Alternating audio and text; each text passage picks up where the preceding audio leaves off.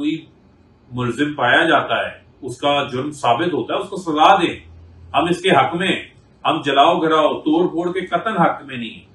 लेकिन जो इस वक्त 9 मई की आड़ के अंदर जिस किस्म का मैं समझता हूं खिलाफ वर्जियां हो रही हैं, इसका सिलसिला रुकना चाहिए।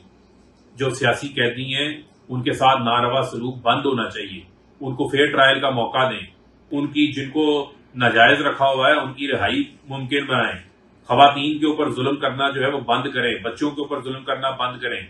आज पूरी दुनिया के अंदर पाकिस्तान का मजाक बना रहे हैं आप ये काम करके।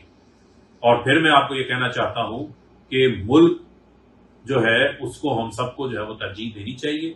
और पाकिस्तान को अगर हमने मजबूत करना है, पाकिस्तान को एक तरक्की याफ्ता मुल्क बनाना है, तो फिर फैसले पाकिस्तान की आवाम को करने दें। हक़े हुक्मरानी पाकिस्तान की आवाम को मुंतकिल करें। वो फैसले करें इस मुल्क का हुक्मरान कौन हो, और बाकी सब अपना अपना आईनी किरदार अदा करें। उसमें ही सबकी इज्जत भी है, उसी में सबकी मैं समझता हूं कि जीत भी है।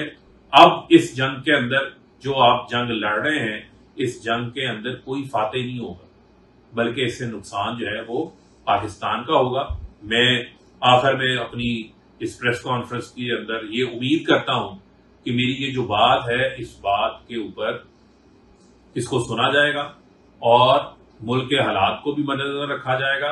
और ठंडे दिल से, फिर मैं ये कहना चाहता हूं, ठंडे दिल से मुल्क के जो मुफाद है उसको सामने रखते हुए मुल्क में नए इंतखाबात।